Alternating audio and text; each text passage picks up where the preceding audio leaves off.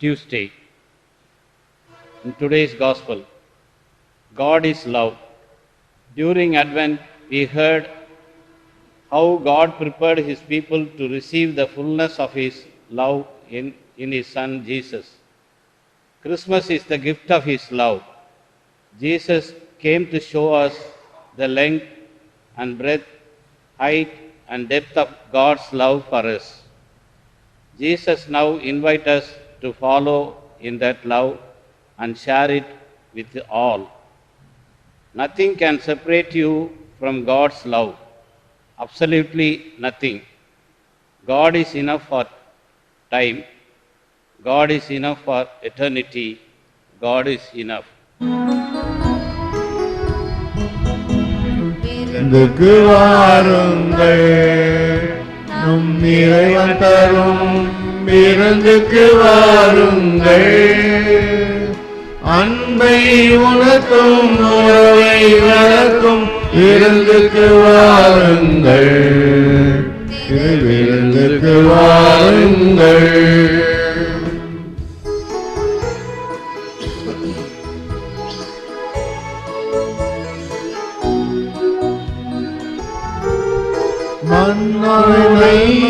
மனத்தோராய் மாற்றும் விருந்துக்கு வாருங்கள். விண்ணோராலும் ஏற்கும் விருந்துக்கு வாருங்கள். தாழ்நிலை நீக்கி இறை உறவை தரும் விருந்துக்கு வாருங்கள். பாழிலை சூழ்ச்சி சாத்தானை வெல்லும் விருந்துக்கு வாருங்கள், விருந்துக்கு வாருங்கள். நம் இறைவன் தரும் விருந்துக்கு வாருங்கள். அன்பை உணர்த்தும் உறவை வளர்க்கும் விருந்துக்கு வாருங்கள், விருந்துக்கு வாருங்கள்.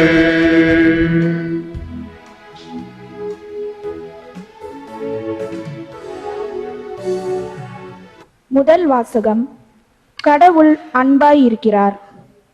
அன்பார்ந்தவர்களே, ஒருவர் மற்றவரிடம் அன்பு செலுத்துவோமாக. ஏனெனில் அன்பு கடவுளிடமிருந்து வருகிறது. அன்பில்லாதோர் கடவுளை அறிந்து கொள்ளவில்லை.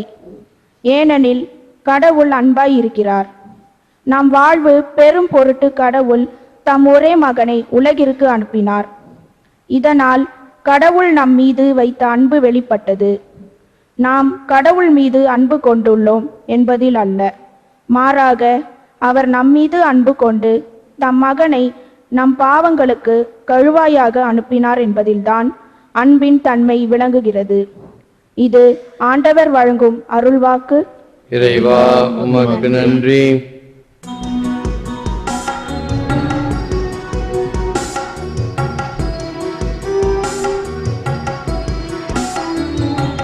ஆண்டவர் காலத்தில்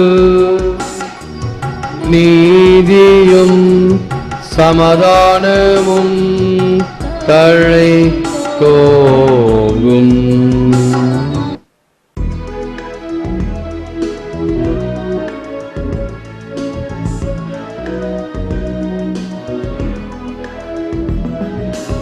அல்லேலூயா, அல்லேலூயா, அல்லேலூயா, அல்லேலூயா, அல்லேலூயா, அல்லேலூயா, அல்லேலூயா, அல்லேலூயா. ஏழைகளுக்கு நற்செய்தி அறிவிக்கவும், சிறைப்பட்டோர் விடுதலை அடைவரென முழக்கமிட்டு அறிவிக்கவும் ஆண்டவர் என்னை அனுப்பியுள்ளார். அல்லேலூயா. ஆண்டவர் உங்களோடு இருப்பாராக. புனித மார்க் எழுதிய நற்செய்தியிலிருந்து வாசகம். அக்காலத்தில் இயேசு படகிலிருந்து கலிலேயா கடற்கரையில் இறங்கிய போது பெரும் திரளான மக்களை கண்டார். அவர்கள் ஆயரில்லா ஆடுகளைப் போல் இருந்ததால் அவர்கள் மீது பரிவு கொண்டு அவர்களுக்கு பலவற்றை கற்பித்தார். இதற்குள் நெடுநேரமாகிவிடவே சீடர் அவரிடம் வந்து, இவ்விடம் பாலைநிலம் ஆயிற்றே, ஏற்கனவே நெடுநேரம் ஆகிவிட்டது.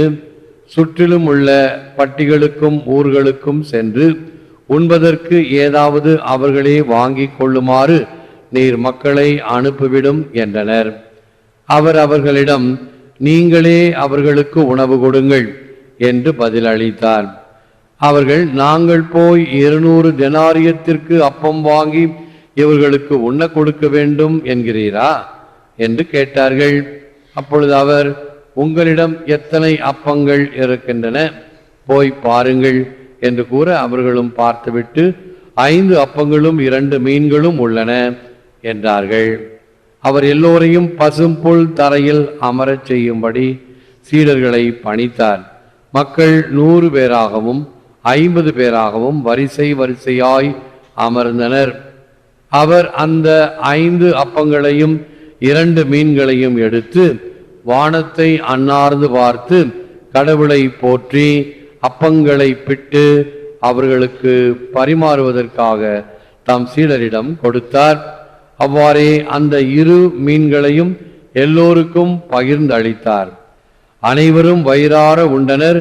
பின் எஞ்சிய அப்பத் துண்டுகளையும் மீன் துண்டுகளையும் 12 கூடைகள் நிறைய எடுத்தனர். அப்பம் உண்ட ஆண்களின் தொகை 5000. இது கிறிஸ்து வழங்கும் வாழ்வு தரும் நற்செய்தி.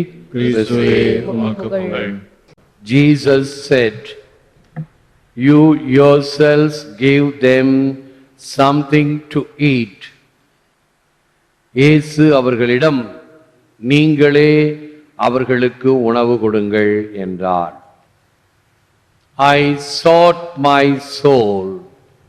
My soul I could not see. I sought my God.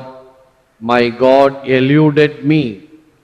I sought my brother, and I found all the 3. பரிவும் பகிர்வும் மூன்றையும் கண்டேன். என் ஆன்மாவை தேடினேன், காண முடியவில்லை. என் கடவுளை தேடினேன், நழுவிவிட்டார். என் சகோதரனை தேடினேன், மூன்றையும் கண்டேன். இயேசுவில் அன்பார்ந்த சகோதர சகோதரி, அன்பார்ந்த பிள்ளைகளே, அன்பார்ந்த தொலைக்காட்சி விசுவாசிகளே, பிறருக்கு செய்கின்ற நன்மை நமக்கே நன்மையாக வரும். முற்பகல் செய்யின் பிற்பகல் விளையும். தர்மம் தலை காக்கும். ஊரார் பிள்ளையை ஊட்டி வளர்த்தால் தன் பிள்ளை தானாக வளரும். இவைகளெல்லாம் நமக்கு சொல்லப்படுகின்ற பழமொழிகள். அனுபவத்தினால் மக்கள் நமக்கு கொடுத்து சென்ற விழுமியங்கள். இயேசு இதை வலியுறுத்துகிறார். நீங்களாக பிறருக்கு உதவுவதற்கு முன் வாருங்கள். உங்களால் என்ன செய்ய முடியும் அதை செய்யுங்கள். அதற்கு நல்ல உதாரணமும் அவர் விட்டு சென்ற நற்கருணையும் நமக்கு என்றும் சாட்சியாக விளங்குகின்றன. அவர் தன்னுடைய வாழ்க்கையில அனைவருக்கும் நன்மை செய்து கொண்டே சென்றார். நன்மைத்தனம் அவரிடம் மிளிர்வதை பார்க்கிறோம். ஆயினில்லா ஆடுகள் போல் இருப்பதை பார்த்து அவர் அவர்கள் மேல் மனமிறங்கினார். பாவிகள் மீது மனமிறங்கினார். ஏன் கல்லெஞ்சம் படைத்த யூதர்கள் இயேசுவை ஏற்றுக்கொள்ளாத நிலையிலும் அவர்கள் மீதும் மனமிறங்கினார். எருசலேமே எருசலேமே என்று சொல்லி அழுத நிகழ்ச்சி நமக்கு தெரியும். இவ்வாறு அவருடைய இதயமானது இரக்கத்தின் இருப்பிடம். இயேசுவின் இதயம் இரக்கத்தை சுரந்து கொண்டே இருக்கிறார். அனைவருக்கும் கொடுத்து கொண்டே இருக்கிறார். நிபந்தனை இல்லாத வகையில், அளவில்லாத வகையில். ஆகவே அவர் நமக்கு சொல்வது, நீங்களும் அதே போல் செய்யுங்கள், அன்பு செய்யுங்கள், இரக்கம் காட்டுங்கள். உங்கள் வானகத் தந்தை எவ்வாறு இரக்கமுள்ளவராக இருக்கிறாரோ அப்படியே நீங்களும் இரக்கமுள்ளவராக இருங்கள் என்பது லூக்கா நற்செய்தியினுடைய சாரம். மத்தேயு வேறு விதமாக சொல்வார், உங்கள் வானக தந்தை எவ்வாறு நிறைவுள்ளவராக இருப்பது போல் நீங்களும் நிறைவுள்ளவராக இருங்கள். Be perfect as your heavenly Father is perfect. Luka, be merciful as your heavenly Father is merciful. இந்த இரக்கம் முதலிலே தவித்த வாய்க்கு தண்ணீர், பசித்த வயிற்றுக்கு உணவு, உடையின்றி இருப்பவருக்கு உடை. இது ஒரு பேசிக் அமெனிட்டி, எல்லோருக்கும் தேவையானது. அப்படி தேவை ஏற்படின் நாம் முற்பட வேண்டும். செய்கிறோம், இல்லை என்று சொல்ல முடியாது. ஏதாவது பேரிடர், சுனாமி அல்லது பஞ்சாபில் நிலநடுக்கம் அல்லது வேறு எங்காவது தீப்பிடித்து கொண்டது வீடுகளுக்கு உடனடியாக உடைகளை கொடுக்கிறோம், உணவை கொடுக்கிறோம், குடிப்பதற்கு தண்ணீர் ஏற்பாடு செய்கிறோம்.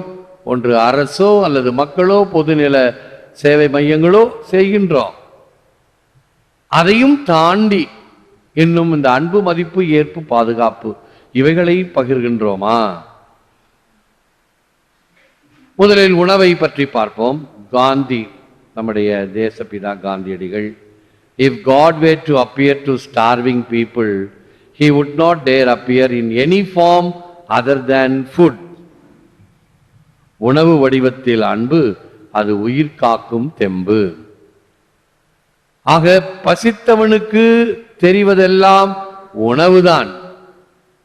உணவின் மீதுதான் நாட்டம் இருக்கும். அது எல்லோருக்கும், உயிர் வாழுகின்ற பிராணிகளாகட்டும் மனிதனாகட்டும் கண்டிப்பாக உணவு தேவை. ஆக தேசப்பிதா காந்தி இந்த உணவு வடிவத்தில் இறைவன் வருகின்றார். அவைதான் உணவை கடவுளாக நாம் கருதுகிறோம். உணவு வடிவத்தில் அன்பு. What loaves and fishes do we possess? எத்தகைய ரொட்டிகளும் மீன்களும் நம்மிடம் உள்ளன. செம்மறியின் விருந்துக்கு அழைக்க பெற்றோர் பேறு பெற்றோர், அவ்விருந்தை உண்டிட சென்றிடுவோம் இன்பம் பொங்க. What loaves and fishes do we possess? எத்தகைய ரொட்டிகளும் மீன்களும் நம்மிடம் உள்ளன. நம்மிடம் இருக்கக்கூடியவைகள், இறைவனுக்கு கொடுக்கக்கூடியவை, பிறருக்கு தாராளமாக கொடுக்கக்கூடியவைகள் எவைகள்? இந்த நற்செய்தியிலே அந்த சிறுவன் முன் வந்தான். தன்னிடம் இருக்கக்கூடிய அப்பங்களையும் மீன்களையும் கொடுக்க முன் வந்தான். அதுதான் 5000 பேரின் பசியை நீக்கியது. பல சமயத்தில் நம்ம என்ன சொல்வோம், யானை பசிக்கு சோளப்பொறி எம்மாத்திரம். என்கிட்ட இருக்கிறது கொஞ்சம் தான், இவ்வளோ பேர் மக்களுக்கு எப்படி பற்றும் என்று கணக்கு போடுகிறோம். நம்முடைய கணக்கு தவறும், பொய்யானது, நடக்காது. இறைவன் கணக்கு பார்க்காதவர். ஏனென்றால் the formula for the multiplication of loaves and fishes is 5 plus 2 plus God's blessings 5000 plus. இது ஒரு நூதனமான கணக்கு. 5 2 7, 7ஓட கடவுளுடைய ஆசீர்வாதத்தை சேர்த்தா 5000 வருமா? கணக்கில் வராது. ஆனால் இயேசுவினுடைய அப்ப வடிவில் அவர் செய்த புதுமையிலே வரும். 4 வகையிலே இயேசு கொடுத்த உணவு எவ்வாறு கரிசனத்துடன் பரிமாறினார். ஒன்று, கானாவூர் திருமணத்தில் தண்ணீரை ரசமாக்கியது. 2வது, இதோ இந்த 5000 பேருக்கு உணவளித்தது. 3வது, அவருடைய இறுதி உணவு. 4வது, எமாவுஸ் சீடர்கள் மத்தியில் அப்பத்தை பிட்டு கொண்டது. இவர்களெல்லாம் பார்க்கும் பொழுது, ஜெபிக்கும் பொழுது விசுவாசத்தை வளர்க்க வேண்டும். ஆண்டவருடைய அருளினால் 5000 பேருக்கு உணவு கிடைத்தது. அதற்கு காரணமாக இருந்தது எளிய காணிக்கை அந்த சிறுவன் கொடுத்தது. கடவுளின் தன்மையே அன்பு. தன் மகனையும் ஆவியாரையும் அனுப்பியதே அன்பின் பெருக்கு வெளிப்பாடு. Eternal exchange of love, Father, Son and the Holy Spirit has destined us to share in that exchange. அன்பின் எல்லையில்லா பண்டமாற்று சேவை பிதா சுதன் தூய ஆவி இதிலே நம்மை பகிர்ந்து கொள்ள நிர்ணயிக்கிறார் கடவுள். அவருடைய அந்த கூட்டுறவு வாழ்விலே நமக்கும் இடம் தருகிறார். Ignatius of Loyola உடைய ஜெபம், Lord, teach me to serve you as you deserve, to give and not to count the cost. ஆண்டவரே, நீர் எதிர்பார்க்கும் அளவு உமக்கு பணிபுரியவும் பிரதிபலன் கருதாத வகையில் சேவை செய்யவும் அருள் தாரும். இந்த உணவு வடிவத்தில் அன்பு, அது உயிர் காக்கும் தெம்பு என்கின்ற வகையில் நீர்தாமே எமக்கு ஆன்மீக உணவை விட்டு சென்றதற்காக நன்றி கூறுகின்றோம். ஏற்று வரமருளும் இறைவா, காக்கும் கரங்களினால். ஆமென், ஆமென்.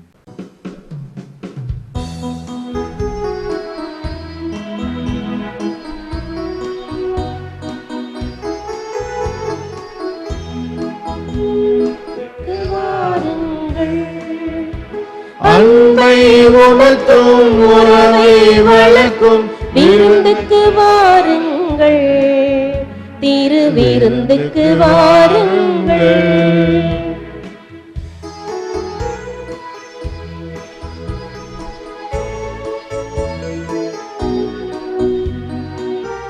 மன்னோரை நல் மனதோரை மாற்றும் விருந்துக்கு வாருங்கள், விண்ணோரை வாழ்வில் எந்நாளும் ஏற்கும் விருந்துக்கு வாருங்கள். தாழ்நிலை நீக்கி இறை உறவை தரும் விருந்துக்கு வாருங்கள். தாழ்நிலை சூழ்ச்சி சாத்தானை வெல்லும் விருந்துக்கு வாருங்கள்.